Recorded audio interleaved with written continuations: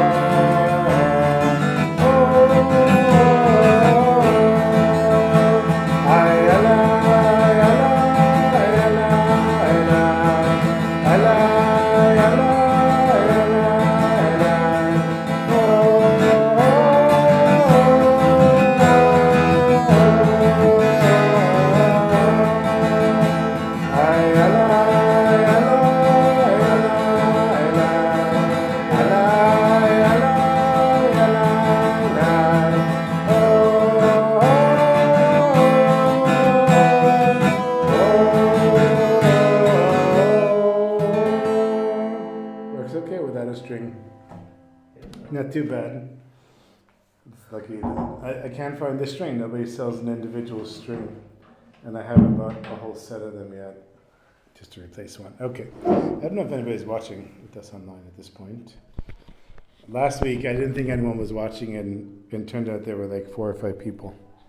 I didn't realize it because it didn't show me. But Aryeh is here. Shalom Aleichem to Aryeh.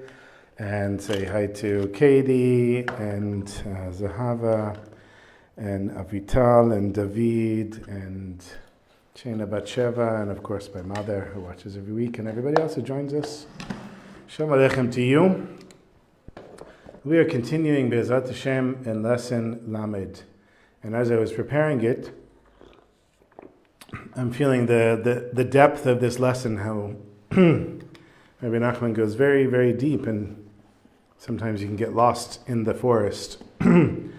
The one nice thing about Breslov Chassidus is that it's always grounded to the practical, as opposed to Chabad Chassidus, which is very esoteric. Chabad Chassidus is really pure Kabbalah. So you can learn Chabad Chassidus and not feel any connection. There's Katie, Shalom Aleichem. Any connection, and Yael, of course, will join us at some point. Any connection to reality with Chabad Chassidus. It'll just be talking about the supernal realms and how this is connected to this, and really very, very high stuff. This is always coming down to something practical. So let's go back to the beginning for just a second.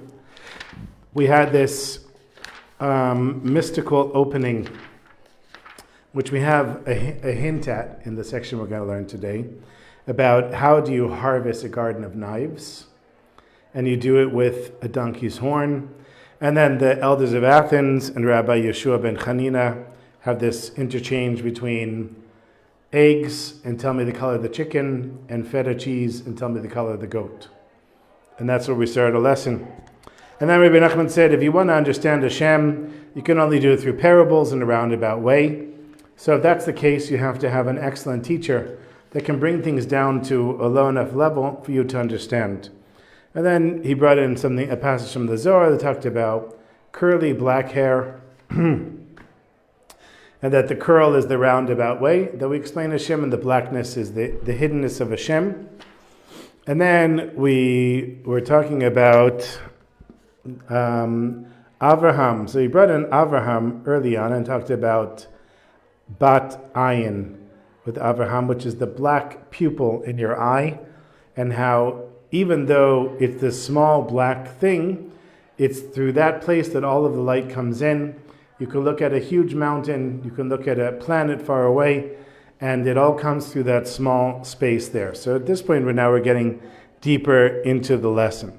We had a section where he talked about if you're going to have a teacher that's going to help you understand Hashem by bringing down these lofty concepts to a low enough intellect level that you can understand it, the person has to not be connected to a desire for money. They can be very wealthy, and as a matter of fact, Rabbi Nachman says that in order to reach the highest spiritual level, you really need to be wealthy. In order to really reach the highest place that you can get, you need to have wealth. And if you look at our forefathers, they were all wealthy. Yosef was the viceroy of Egypt, and Avram was wealthy, and Yitzchak was wealthy. Mea Sharim. Mea Sharim is not 100 gates, it's the 100 times that he planted the harvest, and Hashem blessed it. And of course, Yaakov comes to Goshen with all of his flock and all of his wealth, and all of them were wealthy. Moshe Rabbeinu was wealthy, and you would think, well, okay, the Jewish people were successful, so we're always wealthy. It's not true. The reason for the wealth was in order to reach a higher spiritual level.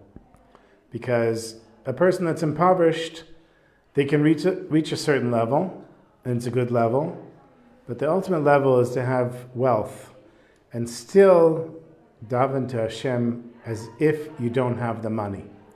Because the money, we know that money can become idol worship, in a sense. People worship other people with money. There's a guy, what's his name? Kevin Burmeister. You heard of him? He's worth something like $10 billion, maybe more now. And he lives here in Jerusalem. And I know him personally.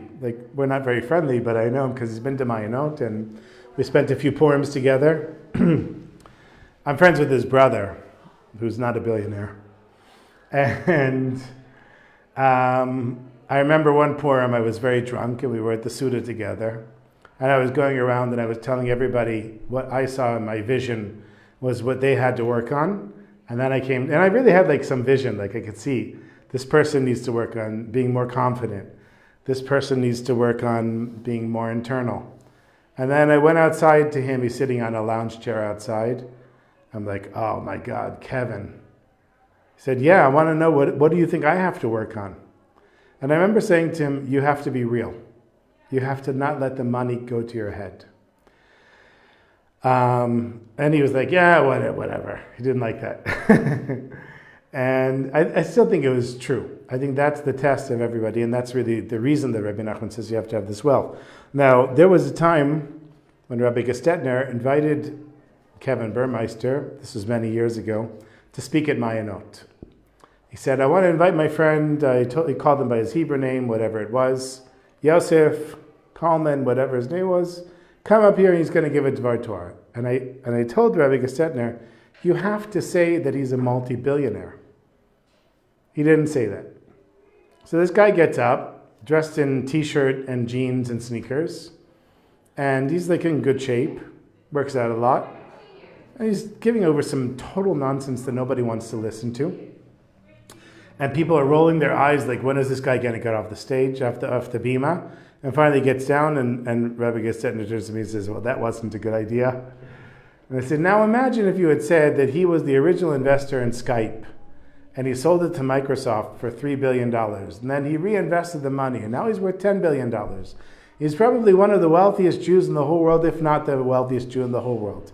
And I want my friend, now Kevin, to give you guys a Dvar Torah. Everybody's eyes would open up. Everybody sitting on the edge of their seat, waiting to see what the guy has to say. Why? Because he has money. Because it's our nature to worship the money. So what he's essentially saying is that if you reach the place where you have a lot of money and you remain as humble as Reb Zusha, since I have another Reb Zusha story, and the Reb Zusha stories now have already trickled down into the podcast as a third story on the podcast, because I have so many of these small stories. If we're able to maintain the humility of Reb Zusha, then the money doesn't matter to us. On the contrary, the money is an enabler for us to reach a higher place.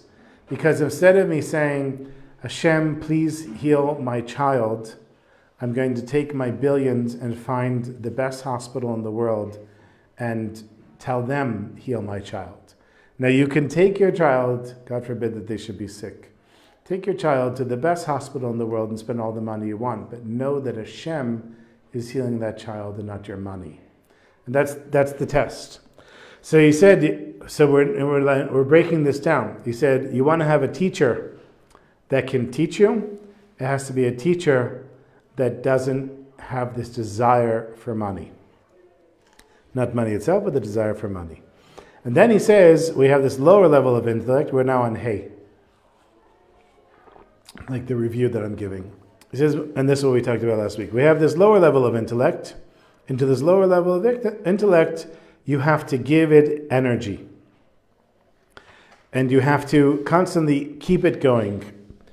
Let's see if we go back to, well, we'll just read the introduction to this section here. Okay, so that's more or less where we are. How much more is left of here? I think it goes a little longer. Oh, it's quite long, not too crazy, but we still have a while to go. Deeper and deeper. Okay, so this is now the Ote Or, giving the introduction to this section. And we're on Vav. You found Vav? You know where we are? Okay. After he explained, that you have to be connected to a great rabbi, meaning teacher,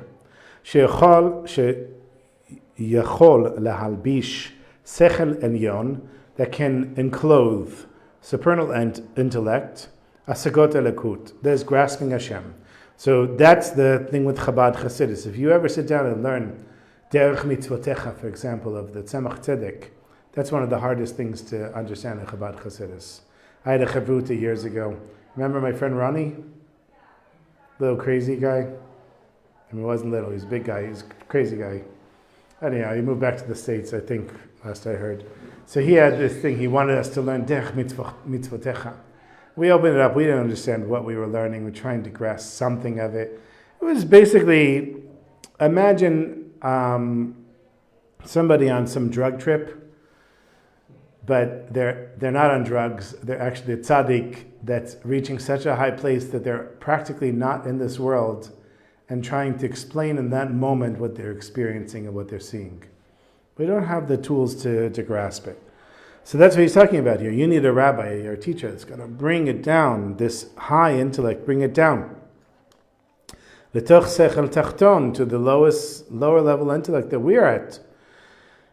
Because if I was just talking about sephirot and how this sphere connects to this and how this attribute is that and that's how the Chabad Chassidus works, and like I don't understand what you're even saying. So somebody has to bring it down to a practical level. That this is the aspect of hair and contradiction, meaning the hair that we talked about before, the Kabbalistic thing of the roundabout way and the blockage from the blackness. And so he explained, that's what we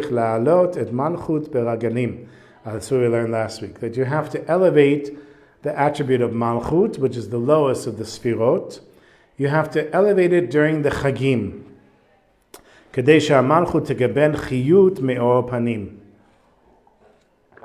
that Malchut will receive its sustenance from the light of the face. So if we're going to bring that down to a practical level, when is the time? When is the time when Hashem's light is most revealed? It's on the holidays. Sukkot, Shmini Atzeret, Pesach, and Shavuot. During that time, Hashem's light is coming down the most, and what are we doing? We're elevating physical things. We're elevating physical things on those holidays. Pesach, we're eating matzah. Sukkot, we're sitting in a sukkah, we're shaking the lulav etrog. And through these physical things, we're connecting to Hashem through the mitzvot, and we're able to bring down the light of Hashem in a way that we can't during the rest of the year. So that's where we got up to. Yiva'er now he's going to explain shehayot ve'chayot ve'hachiyut shel kol hadvarim shebaolam hi mechochma tata sefirat Malchut. That the presence and the life force of all of the things that are in this world are from the wisdom, from the lower level wisdom, which is the attribute of Malchut. Shemit mitrabim chas v'shalom chataim, when a person's transgressions grow, God forbid, nofelet al Malchut legalut. So I'll just give you the chart again, so we have a little idea of what he's saying here. Malchut is the lowest of the sephirot. Keter is the highest. This is where the thinking process is. This is like, you would say, even godly thinking. This is already coming down to reason. And when we get down all the way here to the bottom, Malchut, this is where it comes to action. So this is the highest level thinking, this is the lowest level action, but the lowest level is receiving from all of the above. So he says, when you're doing everything right, and you're celebrating the holiday, doing all the mitzvot the way you're supposed to, so Keter, the highest level, goes into Malchut. It just goes straight into it. And so you're creating the connection of doing something on a physical level that's connecting with the highest spiritual level that we can grasp in this world. But what happens if Malchut is in a sense corrupted? It's been hacked. And what was it hacked by? Our transgressions. So we come into a situation, we want to connect with Malchut, but instead we end up causing Malchut to go into exile. That's nofelet ha-Malchut legalut. Mechimat ha-sitra achra yoneket mimena yoter midai. The negative energy is drawing its sustenance from Malchut too much. Because it's elu matzeh, the positive energy gives to the negative energy, and the positive energy gets from the negative energy. So the negative energy, imagine there was this rabbi, Mordechai Gafni. Have you heard of him? He was a big personality here. I don't think he goes by Mordechai anymore. I think he's his Mark. He was a very big personality when I moved here in the 90s in Israel. He was an American Baal Tshuva rabbi, took this country by storm. And it turns out he was running a cult, and eventually he left the country, stopped being religious. I don't really know what he's doing today. But what happened, he took this incredible kedusha that he had an ability to speak, also in Hebrew, ability to speak, he was charming, he could draw people in, but he used it for negative stuff. He used it for sex, he used it for money, I don't know what else he used it for. And so that's how the negative energy gets its energy from the positive. And whenever you're on the higher spiritual level, there's the ability to fall very, very far. But the same is the opposite. You have all kinds of stories of people that have fallen to very low places and they come back up. And when they come up higher than they ever were before. Because then they're drawing the sustenance of Kedusha out of the negative energy. So he says, this Malchut that can give us connection with Hashem, it can fall into exile when the negative energy draws too much sustenance from it. Yeve'er, now he's going to explain, Ketzad nuchal lahafrid v'lachtoch et Malchut dekedusha mimena ula'alota. How do we separate Malchut dekedusha, meaning Malchut that's connected in a holy way, and cut it off, and then elevate it back to its proper place? And sometimes, God forbid, the attribute of Malchut Kedusha, meaning, if we go back to the chart here, receiving all the spiritual energy coming down to a practical level, if it's connected to Kedusha, then you're doing mitzvot and you're connecting to Hashem in a holy way. But if all of this energy is coming down and you're using it for something negative, then you're using the same energy that could be used for holiness, but in a negative way. So he says sometimes the Malchut Kedusha falls. Shehi b'chinot chochma tata legalut shel arba malchuyot. Malchuyot, yeah. That's the lower level of wisdom that's now been exiled into the four kingdoms. So we have the four exiles. The four exiles is Midian, Bavel, Midian, Yavan, and Edom. So Babylon, Midian, Greece, and Rome. Those are the four big exiles of the Jewish people, and that's called the four Malchuyot, the four kingships. shel sitra achra, of the negative energy. So what he's saying is that, in a sense, you could take I don't know if that's the best example. I'm thinking about Mark Zuckerberg. Somebody who has a lot of money, a lot of influence, married to a non-Jew. Every now and then he posts a picture of him lighting a menorah or something like that.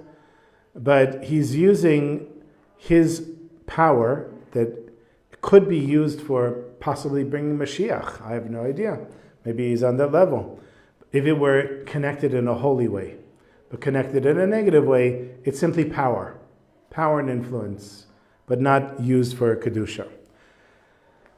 So he says that this is when Malchut goes into exile into the four kingships, in the four kingdoms of Sitra Achra, the negative energy, Vehem Yonkim Mimena Chiyut, and they draw sustenance from that. Basically, the nations of the world are getting their power from the holiness of the Jews, and all the more so Jews that want to become Hellenists, Jews that want to assimilate, Jews that want to take their holy power and use it in a way that's not for holiness. Ki sephirot Malchut hu b'chinot ha'ot Daled, because the attribute of Malchut is connected to the letter Daled. Daled is the fourth letter. As it says in the Zohar, begin deleit la migarma klum. This is talking about Malchut. Malchut is explained in the Zohar, mishum she'ein la me'atzma klum, that it doesn't have anything on its own. So if we go back and look at Malchut, we see that all of these sephirot have their own energy. The original Keter sends down to all of the others, but all of them are sending down, but only Malchut is the one that's not sending down to anyone else. It's the lowest and it doesn't have any energy of its own, but it also receives from all of the higher energies above. Ki im al yedei anfei hasechel elyon hamitpashtin lasham. But it does have, where does Malchut get its energy? It gets it from all of the branches of the supernal intellect which are spread out above it. So even though Malchut on its own doesn't send down anything, it gets from everything above. V'lachein b'chinat Daled, and that's why it's called Daled, melashon dela ve'aniyah. Daled means, right, you'll see, what was it called? How did they call diet soda? Dalit was what they originally called it, diet. You know, they have, like, for example, in Hebrew they say lahit. Lahit is a hit, but lahit is also to be like on fire. And Dal lactose. Dal. That's it, dal. So dal is poor, and aniyah is poor, different, I guess, impoverished and poor. Dal lactose. Thank you very much. Dal sukar, I think it used to say. U'ba'aramit dalet vela migoma. In Aramaic it says that it has nothing of its own. V'gam tam nosaf madua hi b'bchinat daled. Another reason why it's called daled, ki hi kluya me'ar ba'olamot elyonim, because it's part of the four supernal worlds. So we have Atzilut, Bria, Yetzira, V'Asiya. If we look at the attributes here, there are four of these going up to the highest spiritual world that any human can connect with. That's really what it means, these four worlds. Atzilut, Bria, Yetzira, and Asiya. We're Asiya, the lowest one. Atzilut is the highest. I guess somebody like the Baal Shem Tov could reach the level of Atzilut. We're all living in the aspect of Asiya. But what does it mean? What comes after Atzilut? What comes after that is Hashem, but Hashem in such a raw form that nobody can perceive it. That's just the highest level that any spiritual human being could reach. Ki b'chol olam ve'olam yesh b'chinot malchut. Every world has all of the attributes in the chart over here. B'chinat chokhma tata tachtona. It has chokhma on the lowest level. Shehi b'chinat chokhma hamenaheget et ha'olam. Kanal. This is the wisdom that the whole world follows, as mentioned above. Meaning there's wisdom in the world. People know. We have all kinds of phrases. A fool and his money are easily parted. If you put your hand on fire for too long, it's going to get burned. This is chokhmah tata. ובכל העולם ישנן 10 ספירות. Each world has the 10 ספירות.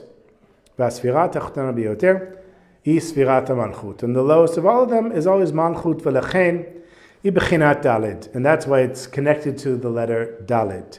שהיא מגמטריה 4, which is in gematria the number 4.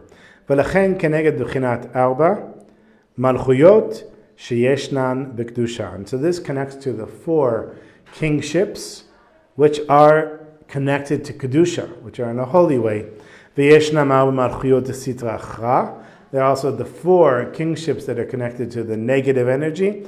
והן יכולות לנעוק ממנה. And they can draw its sustenance from it. So we have these high spiritual worlds that holiness can draw its energy from, and the high spiritual worlds that negative energy can draw its energy from. וכל החוכמות של העקום, הגויים, and all of the wisdom of the non-Jewish nations, כולם הם תחת חוכמת התחתונה הנם. They're all in the lower level of wisdom. משם יונק חוכמתם. That's where they get their wisdom from. כי המלכות היא מהמדרגה התחתונה של הקדושה. Malchut is the lowest level. So where is everybody in the natural world getting their wisdom from? They're getting it from Malchut, but they're not getting it from Malchut that comes through mitzvot. They're getting it through Malchut of the wisdom of the world. Go to YouTube and watch any video of somebody who's talking. That's Malchut on the lowest level, not connected to Kedusha.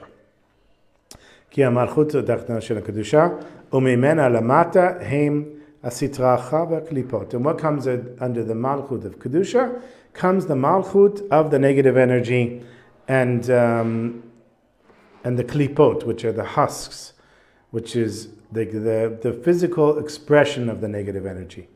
Which you could bring it into bad habits, crimes, transgressions. ולכן עיקר יניקתם הוא ממנה. And so that's why the main sustenance that the negative side gets from is from the side of Kedusha. ועל ידי יניקתם יש כוח בחוכמות חיצוניות שלהם. And that's why there's power to the everyday wisdom that we experience in this world, the wisdom of the non-Jewish nations. So you would think, okay, if the Torah is truth and everything's connected to the Torah, so how can somebody else, I don't know, Tony Robbins, how come he can have wisdom and that wisdom can have any influence? You would think the only influence would be from the Torah. So Tony Robbins' influence is coming from a place that's not connected to mitzvot. Coming from a place of real wisdom. It might even be used for good things, but it's not connected to mitzvot. Wisdom that's connected to mitzvot is going to create this connection with Hashem. Wisdom that just comes from the world, it just is. When they draw more than they're supposed to, God forbid, from the holiness, then they get stronger, God forbid, and that's how we get the 4 kingships of the Sitra Achra. Shehem Arba Galuyot, which are the 4 exiles, Babylon, Midian, Greece, and Rome. Shehem Keneged Hamalchut Kedusha, Hakluya Me Arba Olamot, which is connected to the Malchut of Kedusha. So we have the 4 exiles in this world, we have the 4 supernal worlds above. And they're each connected to one another. See, I told you we're getting into very complicated stuff here. But there is a point. Every time Rabbi Nachman takes us through a dark tunnel, there's always light at the end. I can't say that for every Chassidus. ובשעה שהם מתבגרים עליה ויונקים ממנה, and in the time when they're drawing their sustenance from it and getting stronger, this is the negative energy, מי יכול לסבול את כל הצעקה והזעקה הגדולה Shen Sfirat Malchut. Who can tolerate the great crying out and the shouting of the attribute of Malchut? So Malchut says, I'm being taken advantage of. Tony Robbins or Putin or whoever it is using my energy for doing negative things, and it's crying out to Hashem. And it's saying, this wasn't what I was created for. So shenofel mebchinat Malchut, that falls into the attribute of Malchut, bebchinat chokhmat hatah, that is the lower level wisdom. Benehem bebchinot Malchut kedusha, benehem chas v'shalom, bebchinat ketuv zakat moshel bechsilim. So he's saying, okay, I'm going to translate this and I'm going to explain what it says. That this is the lower level of wisdom that is amongst the non-Jewish nations, God forbid. And this is connected to the shout of a ruler of fools, or I guess the fools that are ruling. So in a sense, Malchut is shouting out to Hashem and saying, you created the world so that people could connect to you through Torah and mitzvot. Instead, my energy is being used for Putin taking over Ukraine. That wasn't the point of me coming into existence, and it's shouting out to Hashem. It's shouting out that my power has been given to fools. V'haz ha'za'aka shenofel ha'memshala b'bchinot ha'malchut kedusha b'bchinot chokhmat hatah ben ksilim umot ha'olam. Okay, and this is the shout of the power of Malchut, of Kedusha, that's on the lower level of intellect, meaning we're not in the supernal realms. Amongst the fools, which are the nations of the world, that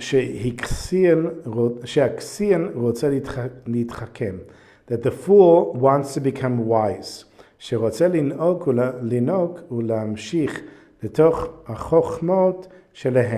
to draw its sustenance from the wisdom of the Torah and the Jews. And by the way, we see this all through history. We see in the Gemara, we always have the Romans coming saying to the Jews, why are you doing that? Why do you do this? The Nazis, Yimach Shemam, did the same thing, asking the Jews, why do you do this? Why do you do that? We have South Korea that apparently everybody learns Talmud there, which seems like the craziest thing in the world to me. 13 million people learning Talmud. They don't want to have kids though. They have a negative population growth. You know that? A lot of the world has negative population growth. Most of Europe, Germany, Italy, Spain, these are countries that people just don't get married and they don't have kids.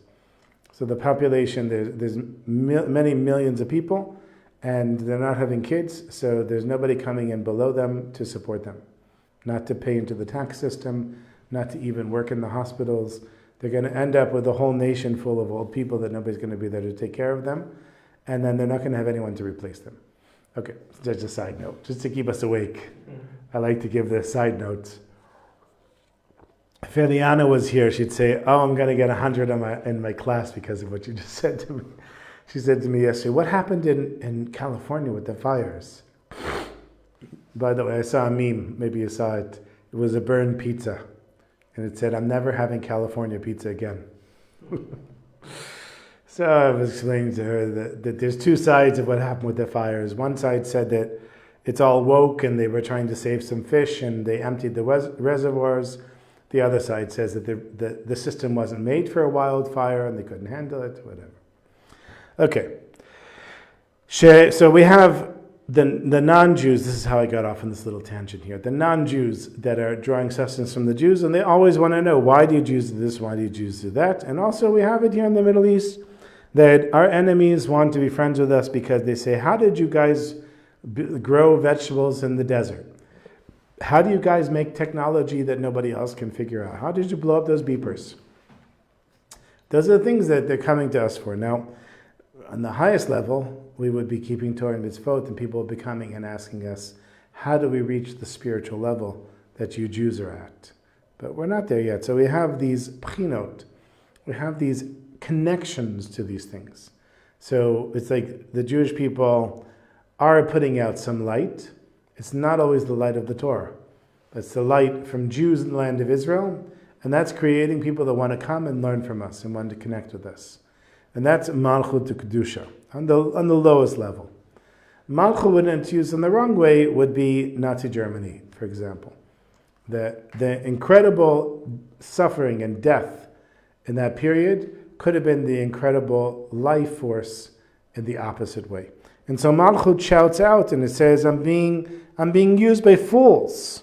Shehem ksilut be'emet, it's really foolishness. את הבחינות החוכמה האמיתיות, בחינות חוכמת התא הנ"ל, פירוש שהם רוצים גם כן להשיג על ידה השגות אלוקות. So people are trying to understand godliness, but they're trying to understand it without doing it through the Torah. Also Jews are doing this. I know many people that are trying to reach some type of spiritual place through drugs or through crazy meditations or all kinds of things, instead of trying to do it through really serving Hashem b'simcha. You want to serve Hashem b'simcha, you're going to reach a high place. So Malchut is crying out, "Aval lo b'derech shel tzimtzumim b'asiyat mitzvot." So before we had that Malchut was crying out to Hashem that there's people that want to reach a place of holiness, but they don't want to do it by tzimtzumim, by having to really work on themselves, and by doing Torah and mitzvot, ela b'derech shel chakirot ve'hakashim. I'm not sure what hakashim is. But chakirot is philosophy. They want to do it through alternative methods. ואז הם מתגברים ורוצים לפרש גם את טעמי המצוות על פי חוכמתם המועטים ובאים ליותר כפירה. And so what happens? They want to explain the Torah and mitzvot through their misguided ways, through their logic, and instead of understanding the Torah properly, they bring people to heresy. V'gam yesh, so we have, for example, somebody says, why we don't have to keep kosher. I guess you see this in the original Reform movement, and I know my mother always takes offense whenever I mention the Reform movement, but I'm talking about the original Reform movement. And like the late 1800s, when they came to America, they had I don't remember where the conference was, Pittsburgh conference or whatever it was, and they served shrimp. And that was like, such a big deal for rabbis to come and eat shrimp. And these are also probably people that all grew up in yeshiva and grew up living an Orthodox lifestyle, so all the more so. You weren't like 3 or 4 generations later, like you might have today, where people were used to eating treif. And they said, look, the only reason for keeping kosher was because in the time when the Jews were in Egypt, there was a disease amongst the pigs. And so they said, don't eat pigs, but we don't have that disease today. So we can eat them. There's no problem with it. That's what he's saying here, that the non-Jewish nations tried to understand Torah and mitzvot. And in the end, they tried to interpret it in a way that instead of bringing to holiness, it does the opposite and brings people further away. Let's see. I want to just move along a little bit further. I'll read it quickly, and then we're going to stop. That's it. וגם יש עוד צעקתה גדולה מזה, מצעקת ספירת המלכות, שהיא השכינה, דהיינו השם יתברך כביכול בעצמו שואג. There's another shouting out. Not just the shouting out of the Shechina, of Malchut, which is connected to the Shechina, but the shouting out of Hashem, as it were, that's roaring. V'bchinat ketuv, sha'og yish'ag al navehu. Hashem is roaring out about his habitation, navehu, meaning this world, what's happened to this world. V'darshu chazan b'zohar, and they said in the Zohar, our sage of blessed memory, al navei delay, al navei shelo, about Hashem's world, about Hashem's dwelling place. That's what he's shouting about. Shehiyah shechina shu b'chinat malchut. That's the shechina which is connected to malchut. She kivechol navei ubayit la kadosh baruch hu. Kadosh baruch hu shoeg al kach, which is like the home of Hashem. This world is the home of Hashem, and the power that Hashem put into this world to make choices and to connect to Torah and mitzvot is being misused in an opposite direction. And Hashem is shouting about this, is roaring about this. B'chinat malchut nifradu mimenu shenofen begaluyot ar b'malchuyot. This is the malchut. This is the power to bring light into the world that's falling into negative things. You just think about Putin taking over Ukraine. This is, in a sense, Malchut being abused. She'az gam efshar la'alot et Malchut and b'chinat or panim. And in this case, you can't elevate Malchut to the light of the face. You can't elevate it to a high spiritual place because it's being used in a totally unintentional way. But we have free will. ולכן כדי שכן נוכל להעלות את המלכות לאור הפנים, and so if we want to elevate Malchut to the light of the face, צריך בבחינת לראות ולחתוך ולהבדיל את בחינות המלכות הנ"ל מבין ארבע גלויות. We have to see and cut and separate Malchut from amongst the nations of the world. And I'll give you the easiest way of doing this. I wrote this in the book about Reb Shalom. I went for a friend's wedding. I also went on a business trip to New York. And there I see Shalom for the first time in America. And I didn't know how he was going to be. He was completely himself. It was as if he never left Israel. He had carried the same Kedusha that he had over here, the same calmness, and the same total disconnect of what's happening in the world. It was amazing for me to see. It was really admirable to see. He was like in a bubble of Shalom in America. And that's how you separate Malchut from the four nations of the world, meaning from the world, the way that it is. How do you be a Jew connected to Kedusha in the world the way that it is? Ve'la'alot otam misham, and elevate it from there. So it's not just that you're not connected to it, you're even elevating it from there. So imagine, I don't know how you feel when you're here, are you? But there's a spiritual energy in Jerusalem that you don't feel in other places. Some people feel it's heavy. I personally like it. You go to New York, you're not going to feel it anywhere. The only way you'll feel it is standing by the grave of a tzaddik or next to a real tzaddik. That's why people will come to 770 and go meet the Lubavitcher Rebbe, because they'd feel the Kedusha. Otherwise, and the reason for that is, and Rabbi Nachman's talked about, is because the tzaddik is Eretz Yisrael. Eretz Yisrael is the tzaddik, and the tzaddik is Eretz Yisrael, meaning that the tzaddik is, in a sense, a moving Eretz Yisrael. And so when you're by the tzaddik, and when you go to the grave of a tzaddik, like the Baal Shem Tov or to the Lubavitcher Rebbe, you're feeling the aspect of Eretz Yisrael because that was the tzaddik.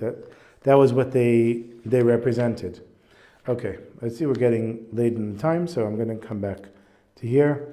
And I kind of apologize that it's so dense, but I'm doing my best to keep it real, Be'ezat Hashem.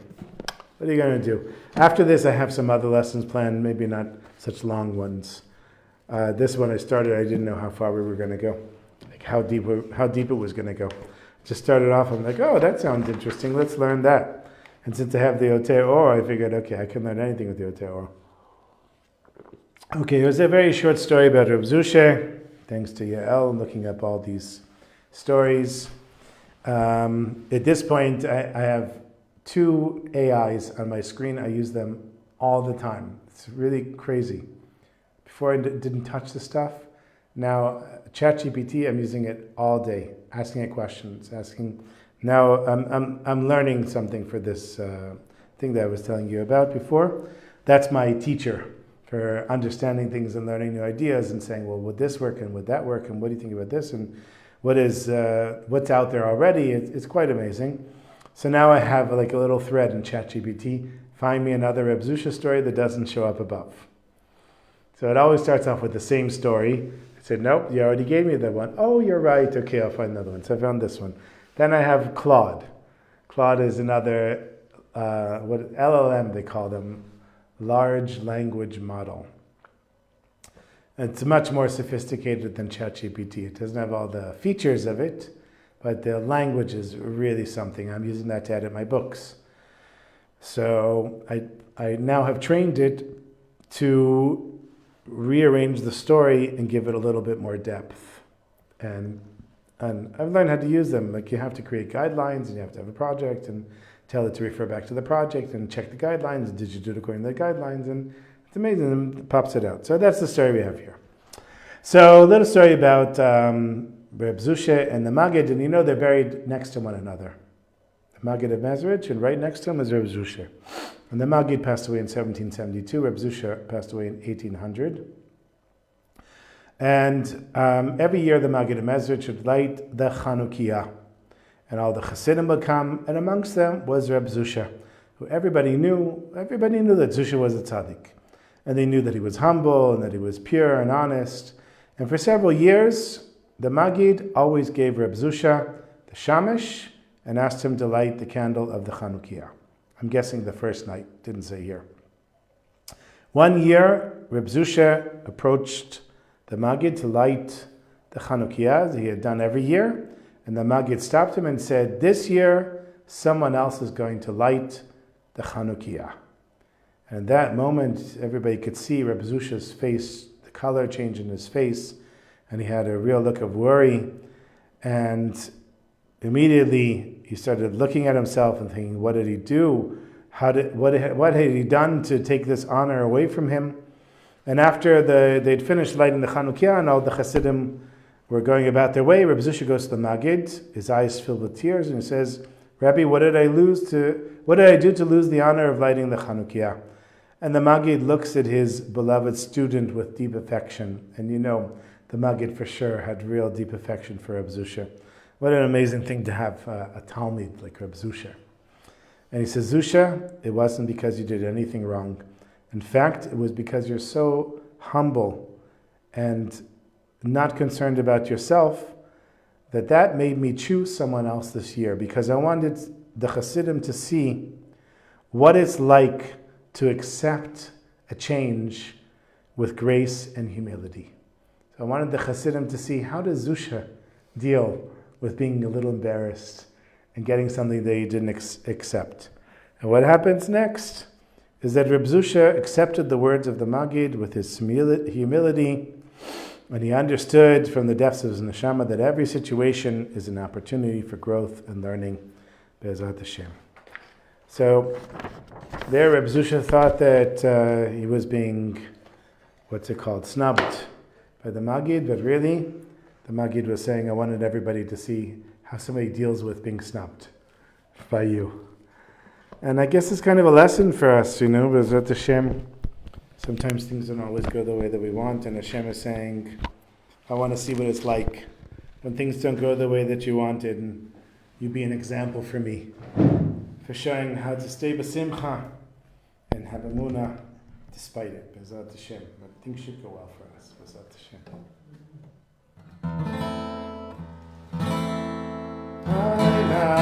Hashem.